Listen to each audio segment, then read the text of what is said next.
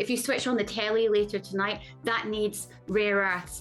If you fly in a jet plane, that needs rare earths. If you get into your electric car, that needs rare earth magnets. So that means that everything that we use on a daily basis, modern life as we know it, could grind to a halt without the rare earth mining products that China provides. This is the Climate Question podcast from the BBC World Service. I'm Jordan Dunbar. In this episode, we're looking at rare earths. They're absolutely vital to creating the green technology we need to reduce our greenhouse gases and fight climate change. So this week, we're asking, who's winning the battle for rare earths? And is it good for the climate? With me is Esme Stallard, BBC Science and Climate reporter. Hello, Esme. Hi, Jordan. Esme, rare earths have been described as the oil of the 21st century, incredibly valuable both economically and in the fight against climate change. Is that why there's a battle for them to see who can mine them and control them? Exactly. It is almost impossible to underestimate how important they are. But what actually are rare earths, I think is an important question, is they're a group of 17 elements. 15 of them are called the lanthanides, a kind of a group in the periodic table. And then there's two more on that, scandium and yttrium. But the reason they're so vital is because of their very special magnetic and electrical properties, which makes them incredibly important for the green transition. Okay, talk to me about that. What are they going into that's helping us fight climate change? So they're very, very vital in something we call permanent magnets, which are very important for renewable energy, electric vehicles, but also tech like mobile phones. And that's because they are really important for increasing the efficiency of electrical power. They have something called a high coercive field. Makes them sound like they're going to be persuading me of things. But actually what we mean when we say that is that they can't easily be demagnetized. And so if you're building a wind turbine, you want to make sure your magnet is working all the time. It's helping to improve the efficiency of wind turbines, for example. And if your magnet was to fail, it means your output would be less, and it means that your life cycle or your lifespan of your wind turbine wouldn't be as good. So effectively, if you want to transition away from oil and gas, you want to transition away from fossil fuels, you need rare earths. And in terms of their value, they sound extremely useful. But are they also difficult to get? Where is the value coming from? It's a bit confusing when you talk about rare earths because it makes you think they're not really available anywhere. That's not the case. The amount they occur does vary by the particular type of element, but they are abundant in the Earth's crust mostly. The problem is how they occur, which can make them quite difficult to mine. So one of the kind of key issues with that is that they often occur with other elements, so you have to extract them out. They could also occur with radioactive material as well, which again makes them very difficult to get hold of. So it's not so much are they available, but where are they available and how are they occurring? Right. So it's not just the demand for them, it's how you get them. But that demand is going up. Talk to me about what do we think in the future, particularly as we transition around the world, the demand's going to be like? So rare earths traditionally, I mentioned before, they're also really important used in magnets, also important for things like mobile phones for helping to store information. So a lot of demand historically has been driven by that, and we continue to see demand grow for rare earths. So if we look between about now and sort of 2040, the International Energy Agency is estimating we're going to see demand double. But if we look specifically about the demand coming from the green sector, so I mentioned there about, for example, renewable energy, we are actually seeing the demand likely increase by 4 times, 5 times, 6 times. So it's a staggering increase. So it's making up a lot of that demand growth. And of course, as a result of that, countries are scrabbling around the world to try and get hold of supplies for their industries to make sure that they can continue to grow with this transition. China was about 10 years ahead of the game. So they mine about 60% of these elements. But importantly, what they've done is they've worked really hard to dominate the process of taking those elements, refining and processing them into the final product. And they actually control about 90% of the global supply chain of rare earths. Thank you, Esme. Well, we actually have Laura Bicker with us, who's the BBC's China correspondent, who's been to the source of those rare earth mines. Thanks for joining us, Laura. Thank you. Lovely to talk to you. So, Laura, tell us about this incredible trip you've made. Yeah, so we visited, as you say, 2 areas. The first is the rare earth mining capital of the world. It is carved out of the grasslands and pastures of Inner Mongolia, and you can still see hints of the past because herdsmen still graze their wild horses around the edge of the mines. And as you stand in those fields, what you can see is a vast city of grey craters. And these craters have been carved out of the earth. They circle downwards. And this is an area that really has expanded. It doubled in size in the last decade. And while we were there, these dark dust clouds rose out of the craters. Now, that is key because when they pulverize the rock to find those rare earths, it releases radioactive material. And scientists believe that dust could also carry with it radioactive material into the soil. And then next to the mines, there are these vast tailings ponds. Now, this is where the waste from the rare earth mine has been dumped. The problem with these huge tailing ponds is they too contain radioactive waste. In the summer, they dry up and that dust flies off. And in the winter, in the rainy season, the water overloads the waste and then it seeps into the ground. One of the biggest is in Baltoro, which is a city which is maybe around 3 hours drive south of Bayanobo. And there, what you can see is this vast tailings pond, but it was never lined. And scientists fear that actually it is seeping towards the Yellow River, which is China's second largest. The other problem with these tailings ponds is they used to have small villages around. Now, scientists investigated cancer clusters, birth defects over the years. But of course, now villagers have been moved. Now, we also visited the other rare earth mining hub, which has smaller, less vast mines, but still you can see the scarred hills of every single little mountaintop. They are trying to replant the trees. You can see that. But atop every single one of these mountains lies these circular turquoise ponds. These are full of toxic chemicals because there, to try to extract the rare earth mineral from the soil, they pump it full of toxic chemicals. And those toxic chemicals are pumped into the earth using various long PVC tubes, and there's remnants of them lying all over the hillside. So as you can see, even with the drone footage going over, you can clearly get an idea that these rare earth mines are having a toxic effect on the local environment. For every single 1 ton of rare earth material mined, it produces 2,000 tons of toxic waste. You describe these giant craters, and the photos look like the surface of the moon. They're absolutely huge. I take it Inner Mongolia doesn't have a massive population. It's very remote. Yeah, Jordan. So the population there used to be nomadic herdsmen, and they kind of moved off. When we spoke to one of the local farmers, he told us that actually he used to herd horses, but he said that 1, it wasn't making much money, and 2, the mining company gave them a lot of money to buy up their pasture land. Now, the thing about Bayanobo is it's been there for decades. It was one of the earliest rare earth mines. It's been there since the 1930s. And then they stepped up production in the 1950s and again during China's opening up in the 1990s. So it has seen decades of rare earth mining. And that's one of the reasons why scientists have been able to study the effects of rare earth mines there. But yeah, this is a really rural area. I mean, even to get there, for instance, it was a 9-hour drive from Beijing, but the huge drive was from the main city, Baltoro, this 3-hour long drive all the way up to Bayanobo, which they call, I mean, even the small village that sits up around it, and that village is simply for mine workers now, and it's full of people who operate within the mine. And there's a sign at the front of the village that says, you know, we are the rare earth capital. They're very proud of it. And they know that it's brought jobs and it's brought money and it's brought job security. And even in the city further south, when you have one side of the city, it's this glitzy, almost brand new Chinese city with tall hotels and shopping malls and a brand new park.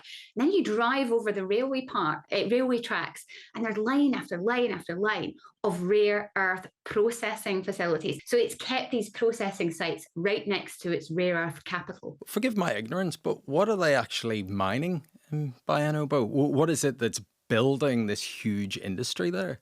So you're talking about 17 rare earth chemicals that are used in everything that we use on a daily basis. Like the smartphone you've probably got in your pocket, the computer screen that I'm talking to you on now. If you switch on the telly later tonight, that needs rare earths. If you fly in a jet plane, that needs rare earths. If you get into your electric car, that needs rare earth magnets. So that means that everything that we use on a daily basis, modern life as we know it, could grind to a halt without the rare earth mining products that China provides. I think there was once a saying that the Middle East had oil, China had rare earths. And I don't think anybody really realized how important that was until we've seen the recent trade war, because what China has done is kept hold of its rare earth, used them as leverage. So if you're a car plant owner, for instance, in Detroit, Michigan, that's making, electric vehicles, and you need these rare earth magnets, you need to get them from China. And therefore, they've been going to Donald Trump, especially many of these car manufacturers, going, look, we don't have the rare earth magnets that we need. Production is grinding to a halt. And so Donald Trump has had to go to China and go, we need those rare earths. China is using them as leverage. Well, you mentioned the process to get these rare earths. Why is it such an inefficient process to actually mine them? How do they actually get them? So you basically use heavy machinery to strip away layers of the earth and then pulverize the rock to separate the rare earth minerals from the soil. So that's the one process. And then you pump the soil full of chemicals, ammonium nitrate, for instance, ammonium sulfate, toxic chemicals to also separate the rare earth from the soil. And then you get these, it's almost like rocks, or in some cases it will just be like powder, and that is sent away to these various processing plants, and they turn it into the material that manufacturers need. And these miners, you mentioned Bayan Obo, the town is very proud of the fact that it's mining. Are local people working there, are they seeing the benefits from the mines? They are seeing the benefits in some instances. Those who work in the mines, those who are raising people around the mines, they say that their sons and daughters now can get jobs, and whether it's in company headquarters, whether it's in the mines themselves. And these jobs are high paying compared to other places, especially in the likes of rural Inner Mongolia or Jiangxi, where is the other rare earth mining area that we went to. These are two traditionally quite poor provinces in China where mining has transformed the entire community. I talked about the city of Baotuo. I mean, you're looking at really fancy hotels, really fancy restaurants, and the only reason it's there is because it's of the rare earths. Back in the 1930s, 1940s, there was a population of about 100,000, probably less than that. Now it's a city of 2.5 million people. Wow. So on the one hand, you have well-paying jobs. It's brought economic prosperity to lots of people in this area. We know we need them for the renewables transition, the electric vehicles going past you in Beijing. But on the other hand, the huge amounts of environmental damage and pollution. What do people in China make of that? Do they talk about it? So it used to be part of a conversation. And, I think if you go back to decades ago, whether it's the kind of 2000s, 2010s, you can see a number of even state media reports on the scarred earths, the poisoned water, so-called cancer villages that had to be moved due to these tailings ponds. And then after that, there seems to have been a major shift within the Chinese government. So there used to be thousands of mining companies, especially down south in Ganzhou. In one province, there were over 1,000 mines. We're talking, quite a small area, and you've got 1,000 mines just dotted all over this rural province. So what happened was, it seemed to be that the Chinese government took notice and decided to take matters into their own hands. They consolidated all the mining companies. So there's now only 6 major mining companies where there used to be hundreds. It stopped producing as many mining licenses. You had to go through more stringent processes to get a mining license. And especially in the last 10 years, when you speak to scientists, they say that the government has transformed its view. President Xi Jinping went to the south in Jiangxi and Ganzhou, the province that we visited. And there he said there needed to be more environmentally friendly methods of rare earth mining. There are now linings within the ponds, but we're talking this comes decades after. One scientist said to me that it was part of China's develop first, clean up later strategy to try to get ahead before the government has taken control. And they said that was a strategy that China imported from the West. They've now transformed that. They've now consolidated the companies. There's now far more government oversight, but we have spoken to farmers who still believe that the rare earth mining companies are causing landslide with illegal practices and grabbing land. So it's still not perfect. So there seems to be a tension, particularly in China. China installs more renewables than the rest of the world put together, like absolutely staggering sums. Electric vehicle sales are huge. They're one of the pioneers in the world. But you have a tension between the environment, which has suffered from getting these rare earths, and our climate goals. How is the Chinese government squaring that? Well, we'd love to have given you a more detailed view of that. And we did put this in various questions to Ministry of Environment, Ministry of Land Resources, the State Council Information Office, but they did not answer our questions. And I think if anyone's seen our reports, you'll have seen how sensitive the Chinese government is to even bring you the pictures, to get the access and the pictures that we've brought to the BBC. My team and I have spent hours in security offices, being questioned by police. We've been tailed by police, pulled over by police, and we were in a 3-hour standoff with mining boss and what he said were mining employees to try to leave. He said he couldn't leave unless we deleted the footage. So it does appear that the Chinese government is sensitive to this kind of criticism. But from my own conversations with scientists, what they are trying to do, whether or not it's public, is they are trying to gain back control, ensure central government oversight. And last year, new rules were brought in. So, we had heard of inspections of mines. We had heard that central government was keeping a close watch of the licenses of mines and also where these mining companies are exporting to. And they've really clamped down on illegal mining, because that used to be a problem where local farmers would go, oh, wonder if I can, get in on some kind of rare earth selling. And there'll be a huge black market from China of rare earth exports. They've really clamped down on that too.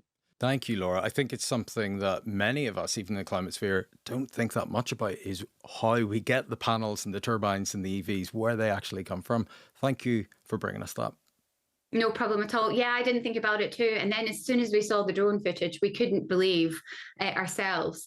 And then, of course, here in China, the race for renewables is such a clear visual thing when you drive from province to province. I've traveled all over the country in the last year, and you're looking at fields and fields and fields of solar panels. And even around the rare earth mines up in Bayan Obo, they've got one of the biggest wind turbine farms now. So you really can see how much it's transitioning and how big a part these rare earth mines play. Thanks, Laura. You're welcome. Esme, we just heard about the incredible number of rare earths being mined and processed in China, and as well as the environmental impact of that. What did you think of Laura's piece? I think I'm always struck, and I think particularly in her description of it, just the scale of growth that has happened in such a quick time. And I think that really speaks to kind of the global demand. But I think also, the really concerning things she's described in terms of the environmental impact and how do we actually move forward if they continue to dominate and make sure that it gets better. Well, we've talked about them dominating, but as we've said, this is a competition or a battle. Who are the other players in this race? So when we look at in terms of where are the rare earths occurring globally, the other big players we're looking at are Australia, Myanmar and the US. And in fact, rare earths have pretty much dominated President Trump's mind since he came into office. We obviously have heard about the rare earths deal he's done with Ukraine, his interest in Greenland, but actually we had some new news coming out of the US about their own mining. And that's because Mountain Pass, which is the main rare earth mine in the US, being beset by financial troubles. But actually what we heard was that the US government was going to co-finance that. And I think that really demonstrates their interest in getting involved in this. But of course, you can extract as many minerals as you want from your own country, but then you need to have that processing, that refining capacity, which China has really come to dominate. And I think that's where they're going to struggle slightly, that if they build up that capacity, even if the US really wants to mine more, actually they won't see the final product. They'll still have to ship a lot of that over to China, which is not something that's going to make President Trump particularly happy. I mean, from what you've said and listening to Laura, what really struck me is this thing that is absolutely vital to these future technologies and the future economy sounds so inefficient. Like you have to dig up an unbelievable amount of earth and rock to get a tiny amount of it. Is production and processing changing? Is there a way we can balance, the environment while helping the climate? Yeah, it produces a huge amount of waste. This isn't actually unusual for mining. A lot of minerals or elements don't occur in necessarily high concentrations. There are some places where we do get particular rare earths more abundant. And the way that happens is that when you get weathering of the underlying rock, what happens is those rare earths kind of collect in the clays or the soils above it. And that's certainly the case in South China. It's also better because we can use weaker acids to extract those, so there's less kind of toxic material produced. They're easier to get at. Exactly. But we can't really control that. That's kind of the geological setting. And most rare earths occur in what we call kind of hard rock ores. And that's where you need those more aggressive acids. And that's where you kind of, in general, get certain rare earths occurring in less concentration. So we're a little bit bound by the setting. The thing that we can do in some of the innovation that's coming out is looking at that waste that's produced and trying to kind of concentrate the elements we want to take out in a certain area. So they're looking at running electric currents through that. It tracks some of the kind of toxic elements and then it can be removed more easily. But it is a little bit challenging and, it's also, it produces higher costs. So to do any of this often requires more electricity use, drives the cost of extraction. And there has to normally be some sort of economic driver to do that. And that might be the role of other governments that are trying to purchase these rare earths, for example. So I kind of draw a lot of links with looking at other products. So if we look at the EU, for example, they have this deforestation law coming in. So they are looking to not purchase any products within the EU that might have caused deforestation. They could look at introducing the same rule for China. So we won't buy any rare earths which cause environmental damage. We won't purchase any rare earths unless this particular technology is used. We're at the early stages and I think, we need kind of more policy in place if we want to kind of drive that innovation and drive investment into that to look at alternatives. Well, let's forget about mining. Let's think about all the old laptops and phones and EVs that are out there. Why can't we just recycle this? We know we've put loads of it into these different products and we know there's loads of electronic waste. Why can't we just get it from them? Well, that is a great question. I mean, at the moment, we only recycle about less than 1% of rare earths, and that could be potentially a big market. We also could try and kind of do a secondary process of taking out some of the rare earths from some of the waste material as well. But again, how do you drive that market? Whether it's rare earths, whether it's textiles, whether it's phones, the recycling market is driven by a price. And where the primary product that you're producing is cheaper than recycling, that's not going to be that cost comparison. I think the other thing as well is how we construct any of our tech.